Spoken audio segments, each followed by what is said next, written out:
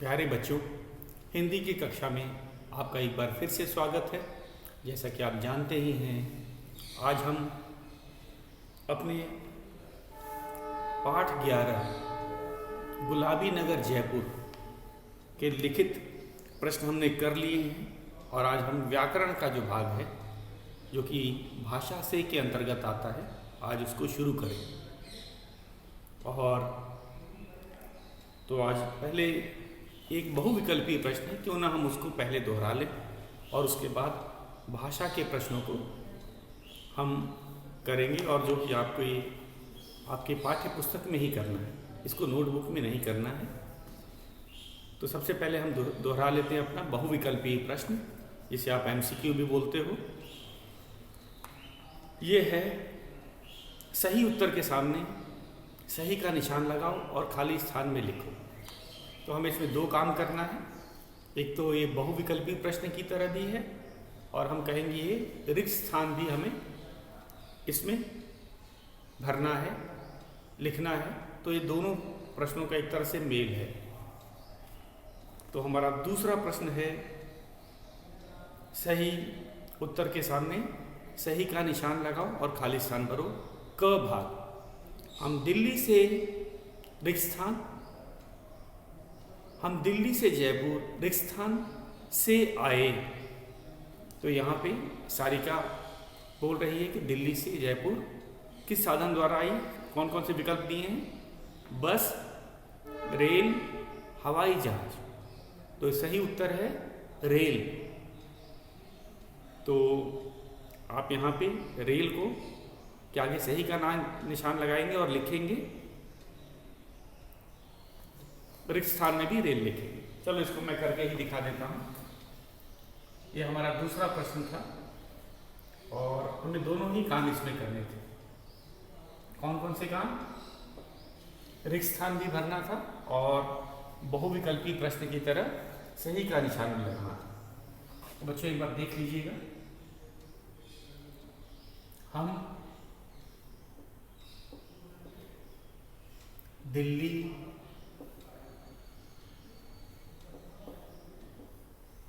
से जयपुर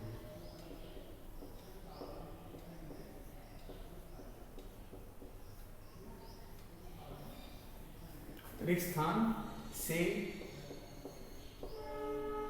आए और फिर पूर्ण विराम। और यहाँ पे हमारा बहुविकल्पी है, देख लीजिए। पहला विकल्प है बस, हमारा दूसरा विकल्प दे रखा है रेल, और तीसरा विकल्प है हवाई जहाज।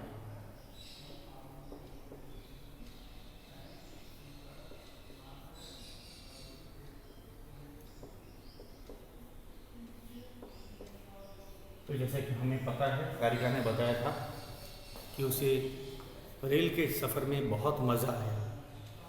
तो उसने सफ़र किससे किया था? रेल से, ना कि बस या हवाई जहाज से नहीं किया था। तो हमने सही विकल्प लिखा रेल, और जो रिक्त स्थान है उसमें भी हमें रेल लिखना है। उसी तरह ख प्रश्न है, जयपुर रिक्त स्थान की राजधानी है। बहुत ही सरल है, जयपुर रिक्त स्थान की राजधानी है।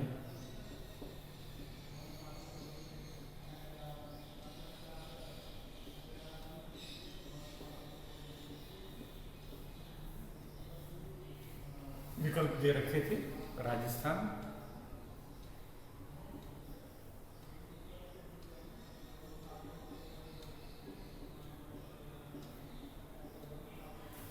दूसरा हरियाणा,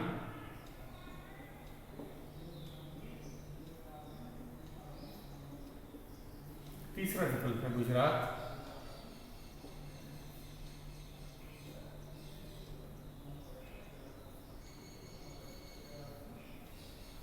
तो हमें पता है राजस्थान सही विकल्प है। तो हमने सही का निशान लिखा और यहाँ पे राजस्थान लिखेंगे। राजस्थान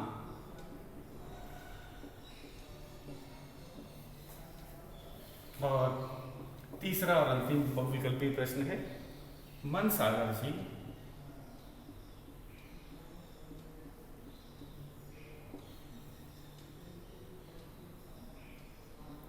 मन सागर झील के बीच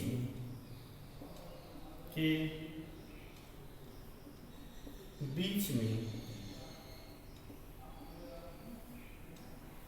रिक्त स्थान बना है, पूर्ण विराम।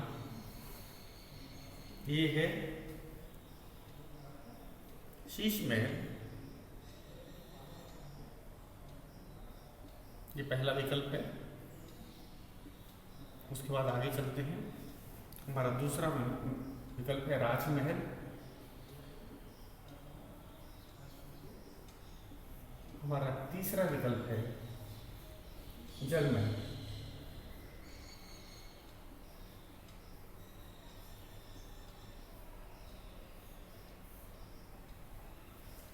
और जलमहल ही सही विकल्प है। मन सागर झील में जलमहल बना हुआ है। शीश महल तो आमेर के किले में। तो हम इधर लिखेंगे, यहाँ जलमहल को सही का निशान लगाएंगे और जलमहल यहाँ लिखेंगे।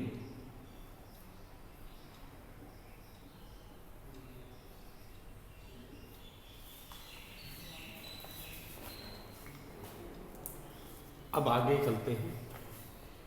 भाषा से के अंतर्गत हमारा प्रश्न है भाषा से के अंतर्गत। जैसा कि आपको पता ही है, भाषा से के अंतर्गत व्याकरण से संबंधित प्रश्न आते हैं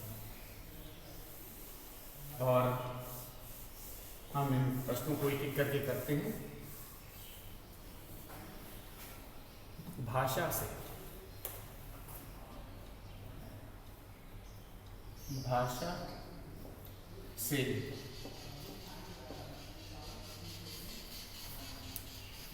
पहला प्रश्न है बोल बोल कर पढ़ो।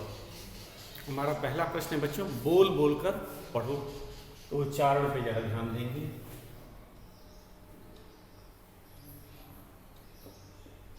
बोल बोल कर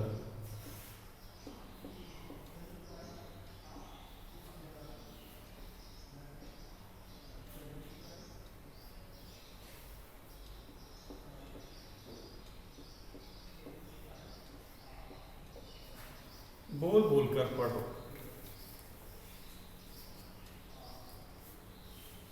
पहला है प्रमाण। तो इसमें उच्चारण पे हम लोग ध्यान देते हैं। शब्द है, चलो लिख भी देते हैं। शब्द है पहला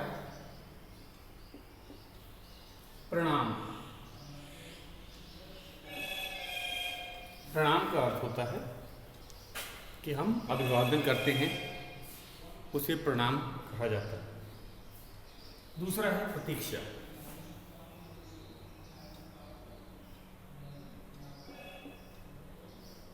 प्रतीक्षा फिर आ जाता है इंतजार करना, प्रतीक्षा। प्रवासी, जो यहाँ के नहीं है, कहीं दूर वास करने वाले को या दूसरे देश में वास करने वाले को प्रवासी कहा जाता है। प्रसिद्ध का अर्थ होता है मशहूर, प्रसिद्ध और प्रयोग, इस्तेमाल करने को प्रयोग करना चाहिए। पर्यटक, ये हमारा अगला शब्द है पर्यटक।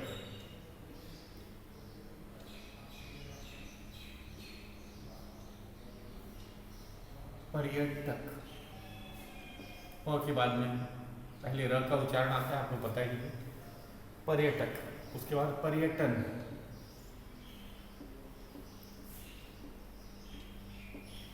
उसके बाद तीसरा है पर्याप्त, पर्याय, उसके बाद है पर्याप्त,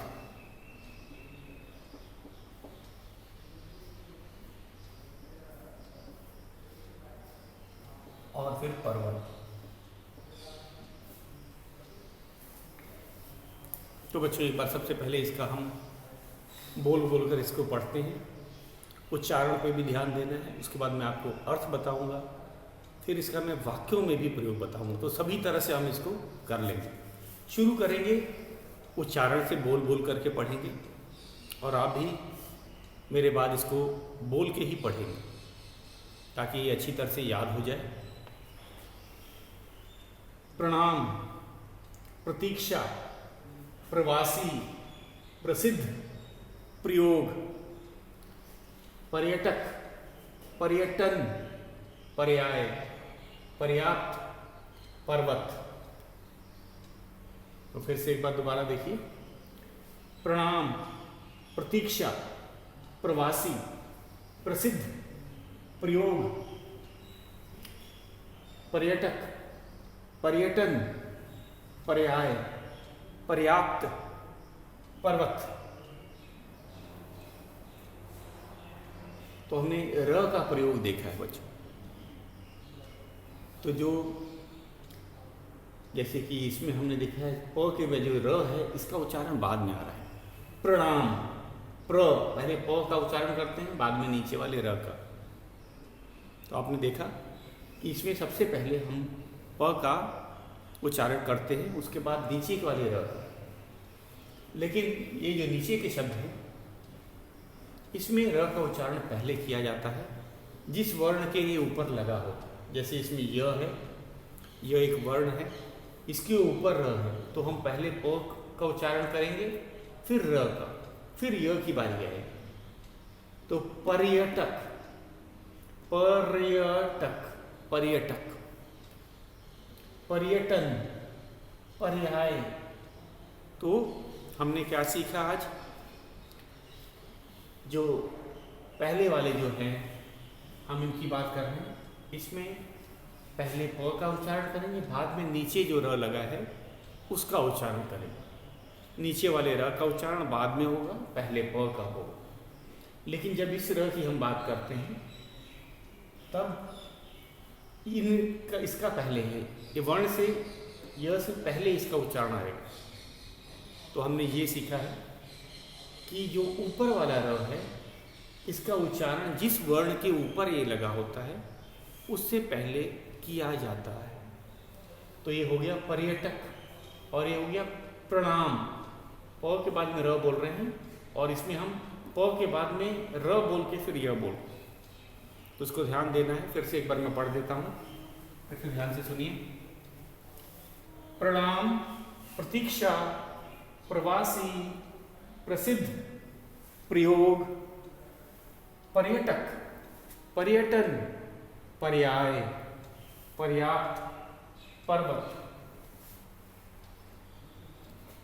फिर से, तो इन शब्दों में र का उच्चारण मैं बाद में कर रहा हूँ। जिस वर्ण में लगा है पहले उसका वर्ण का उच्चारण होगा, बाद में इस र का उच्चारण। इन शब्दों में इसमें पहले र का उच्चारण होगा क्योंकि ये ऊपर लगा है, और उसके बाद अन्य वर्णों का उच्चारण होगा। फिर से एक बार ध्यान से देखिए। प्रणाम, प्रतीक्षा, प्रवासी, प्रसिद्ध, प्रयोग, पर्यटक, पर्यटन, पर्याय, पर्याप्त, पर्वत। तो ये था। अब मैं इनके अर्थ आपको बता देता हूँ। उच्चारण आपको आ गया है, अब इनके अर्थ पे चलते हैं। और अर्थ को और ज़्यादा स्पष्ट करने के लिए मैं वाक्य में भी इसका प्रयोग कर दूंगा। प्रणाम, प्रणाम मतलब नमस्ते, एक तरह से संबोधन अपने से बड़ों को, चाहे पद में हो चाहे उम्र में हो। तो प्रणाम का है, हमें बड़ों को प्रणाम करना चाहिए। हमें बड़ों को प्रणाम करना चाहिए। प्रतीक्षा का अर्थ होता है इंतजार करना। आपको पता है प्रतीक्षा का अर्थ होता है इंतजार करना। यात्री बस की प्रतीक्षा में बैठे हैं। यात्री बस की प्रतीक्षा में बैठे हैं। अगला है प्रवासी, जो कहीं और जिसका वास, वो विदेशी, जो विदेश में, जो अपने देश में वास नहीं करता है, वास का अर्थ होता है रहना, उसे प्रवासी कहते हैं। जैसे कि हम कहेंगे मन सागर झील में प्रवासी पक्षी आते थे। प्रवासी पक्षी मतलब वो पक्षी जो हमारे देश में नहीं रहते, विदेशों से उड़ करके आते हैं। तो इसका हो गया कि मन सागर झील में प्रवासी पक्षी आते हैं। प्रसिद्ध, तो दिल्ली का लाल किला काफ़ी प्रसिद्ध है। प्रसिद्ध आपको अर्थ पता चल गया। दिल्ली का लाल किला काफ़ी प्रसिद्ध है। प्रयोग करना मतलब इस्तेमाल करना। हमें प्रयोग का अर्थ होता है इस्तेमाल करना। मकान बनाने में ईंटों का प्रयोग किया जाता है, मतलब इस्तेमाल किया जाता है। पर्यटक, सैलानी जो कि घूमने आते हैं। वाराणसी में बहुत से पर्यटक आते हैं। वाराणसी पर्यटन का केंद्र है।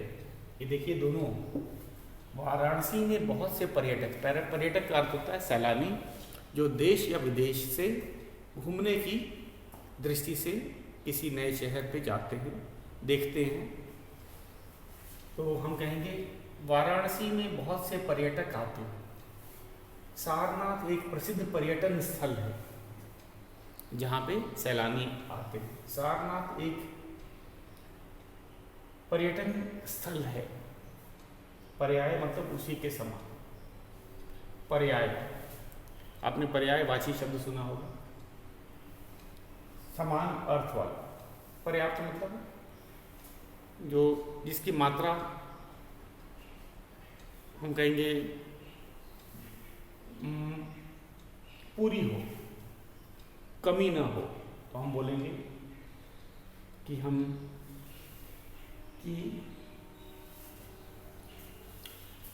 पर्याप्त। पर्याप्त मतलब जैसे कि हम कहेंगे कि कक्षा में पर्याप्त रोशनी है, मतलब रोशनी की उचित मात्रा है। उसके बाद आता है पर्वत। पर्वत का होता है पहाड़। एवरेस्ट संसार का सबसे ऊंचा पर्वत है। पर्वत का अर्थ पहाड़ होता है। एवरेस्ट संसार का सबसे ऊंचा पर्वत शिखर है। तो ये था हमारा, हम कहेंगे भाषा से के अंतर्गत हमने पढ़ लिया। इसको बोल बोल कर पढ़ो, तो आपको इसको बोल के इसका अभ्यास करना है। आप अर्थ भी जान गए हैं, यहाँ तक कि हमने वाक्यों में भी इसका प्रयोग कर दिया है। अब ये शब्द आपके लिए नए नहीं हैं और इनका उच्चारण पे ध्यान देना है। तो ये र, असल में इसमें दो प्रकार के जो र हैं उनका कैसे प्रयोग किया जाता है वो बताया गया है। पहला जो र है वर्ण के नीचे लगा है। जैसे प क्या है, वर्ण है, उसके नीचे ये लगाया जाता है। तो इसे नीचे वाले का उच्चारण जो होता है वो बाद में किया जाता है, और जो वर्ण के ऊपर लगा होता है उसका उच्चारण पहले किया जाता है। जैसे कि देखने से ही लग रहा है कि अब पहले हम प का उच्चारण करेंगे, बाद में र का, और इसमें पहले ऊपर के र का उच्चारण करेंगे, बाद में य का। तो एक बार फिर से मैं दोहरा देता हूँ। प्रणाम, प्रतीक्षा, प्रवासी, प्रसिद्ध, प्रयोग, पर्यटक, पर्यटन, पर्याय, पर्याप्त, पर्वत। तो ये था हमारा। अब हम चलते हैं दूसरा प्रश्न। पढ़ो, समझो और लिखो। पढ़ना इसको भी है और हम इसको समझ के लिखेंगे। तो ये दूसरा प्रश्न है हमारा। प्रश्न 2,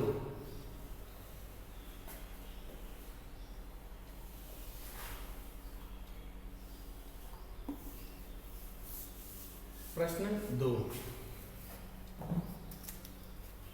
हमारा प्रश्न 2 है, देश में पढ़ो,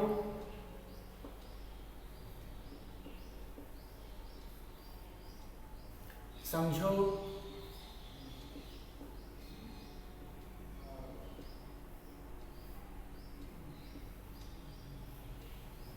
और लिखो, और लिखो।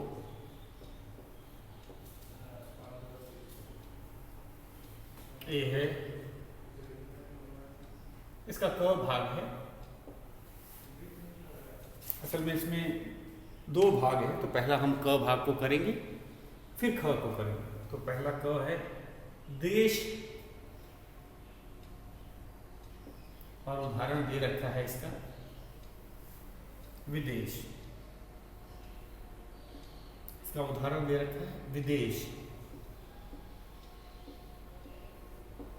उसी तरह एक और शब्द है वास। इसका भी उदाहरण दे रखा है प्रवास।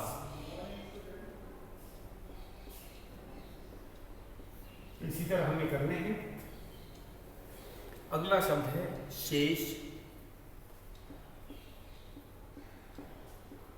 शेष क्या होगा? विशेष, क्योंकि हम लोग देख रहे थे उपसर्ग लगा है वी, व में छोटी ई की मात्रा, तो ये हो गया शेष। क्या हो गया? विशेष।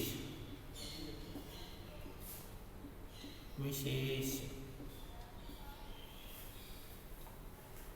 जय, जय का विजय।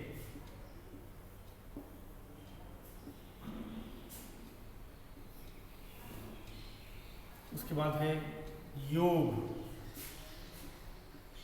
योग का है वियोग।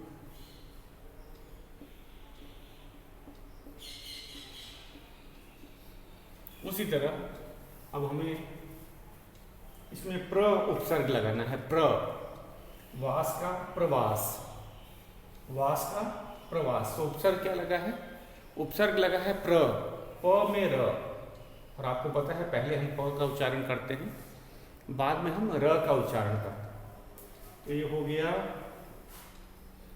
अगला शब्द है देश। देश का हो जाएगा प्रदेश। देश का प्रदेश। सिद्ध।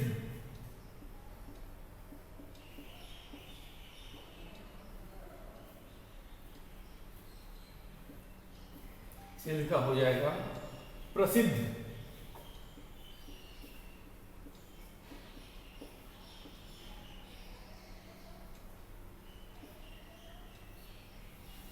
और अगला अंतिम शब्द है योग। योग का हो गया प्रयोग।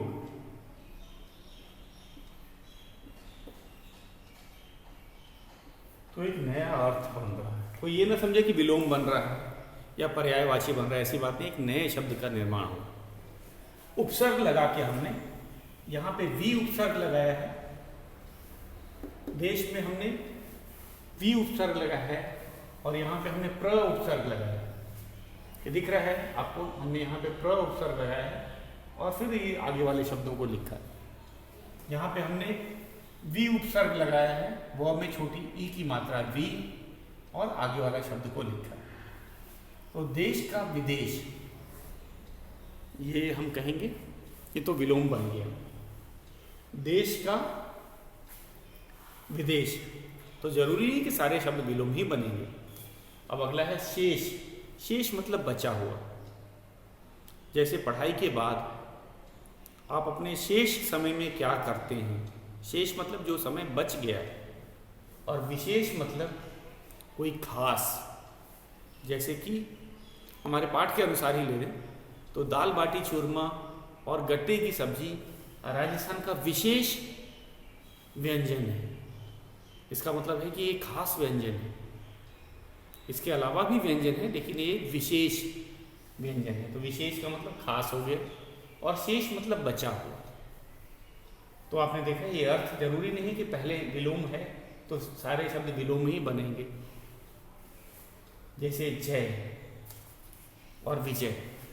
विजय मतलब जीत को बोलते हैं, जय मतलब हम यहाँ पे जय मतलब किसी को का गुणगान गाते हैं तब बोलते हैं जय। ऐसे गुणगान गाते समय जय का प्रयोग किया जाता है। विजय का अर्थ होता है जीत जाना। विजय मतलब जीत प्राप्त करना। योग होता है, आपने सुना होगा लोग योग करते हैं सुबह सुबह। और वियोग का अर्थ होता है दुख। योग का अर्थ होता है दुख। योग का अर्थ होता है जोड़ना। योग का अर्थ है दुख।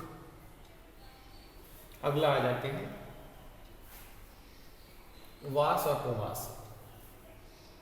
वास का अर्थ है रहना और प्रवास लगभग वही चीज है। इसमें भी प्रवास कहेंगे, रहने के ही लिए आता है। देश और प्रदेश, प्रदेश मिला करके देश का निर्माण करते हैं। देश बड़ा होता है और प्रदेश छोटा होता है। जैसे भारत में 28 प्रदेश हैं, तो देश भारत और प्रदेश उनके छोटे छोटे भाग होते हैं। जैसे कि हम उत्तर प्रदेश में रहते हैं, पंजाब एक प्रदेश है, राजस्थान एक प्रदेश है। तो देश और प्रदेश, तो कोई बच्चा इसमें अंतर न लगा ले या अर्थ न लगाए कि कोई विलोम शब्द बना रहे हैं, ये कोई भी नया शब्द का निर्माण करते हैं। जब हम उपसर्ग की बात करते हैं, उपसर्ग लगा के जरूरी नहीं है कि वह विलोम या समान अर्थी ही शब्द बनाए, कोई नया शब्द का भी निर्माण होता है। इसीलिए मैंने आपको ये बताया। तो देश का प्रदेश, सिद्ध का प्रसिद्ध,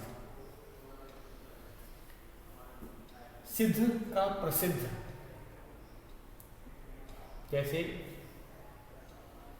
रामदेव बाबा योग के सिद्ध साधक हैं और इसमें प्रसिद्ध मतलब मशहूर। आगरा ताजमहल के लिए प्रसिद्ध है। योग का वियोग भी होता है, योग का प्रयोग। अगर वि उपसर्ग लगाए तो वियोग बन गया और प्र लगाए तो प्रयोग। वैज्ञानिक प्रयोग करते हैं। योग का अर्थ है जोड़ना, प्रयोग का मतलब जिससे कि शोध में अलग अलग प्रयास को प्रयोग कहा जाता है। तो बच्चों ये था हमारा दूसरा प्रश्न। क्या था? पढ़ो, समझो और देखो। तो मैंने आपको समझाया, क्या समझाया कि जब हम उपसर्ग लगा करके नया शब्द का निर्माण करते हैं तो ज़रूरी नहीं है कि वो विलोम ही शब्द बने या समानार्थी वाले ही शब्द बने। ये किसी नए शब्द का निर्माण कर सकते और ज़रूरी नहीं कि नया शब्द उसका विलोम हो या समानार्थी ही हो।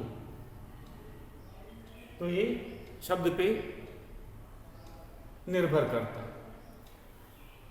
तो हमने एक कौन कौन से शब्द लिखे थे, हमें ये उदाहरण दिया था। ये हमारे लिखने वाले शब्द हैं। मैं इसे एक बार फिर से रेखांकित कर देता हूँ ताकि आपको समझने में आसानी हो। उदाहरण के तौर पे हमें प्रसिद्ध लिखा गया था और विशेष, और बाकी हमने स्वयं इसको भरा है। तो आप इस प्रश्न को अपने पाठ्य पुस्तक में ही करेंगे, जगह दिया हुआ है। इसे नोटबुक में करने की कोई आवश्यकता नहीं है। तो फिर से एक बार ध्यान से देखिए, मैं उदाहरण के अनुसार जो है उसको पढ़ भी देता हूँ। दिया गया था हमारा देश और विदेश। हमने समझा कि इसमें उपसर्ग लगा है वी और बाकी शेष शब्द को ही रहने दिया गया। उदाहरण में हमने देखा कि देश शब्द दिया था और आगे उपसर्ग लगा था वी, तो विदेश बना। तो उसी तरह शेष का विशेष हो जाएगा, जय का विजय हो जाएगा, योग का वियोग हो जाएगा। दूसरे वाले में उपसर्ग प्र लगा था, प्र, वास का प्रवास। तो हमने देश का प्रदेश कर दिया, सिद्ध का प्रसिद्ध कर दिया, योग का प्रयोग कर दिया। तो ये बहुत ही सरल है। तो आज आपका गृह कार्य है इन शब्दों को पढ़ना है, समझना है और पाठ्य पुस्तक में लिख करके याद करना। मैंने आपको इसके अर्थ इसीलिए बता दिए थे कि आपको सुविधा आपको होती रहे। तो यही आज का आपका गृह कार्य था। शेष हम कल करेंगे।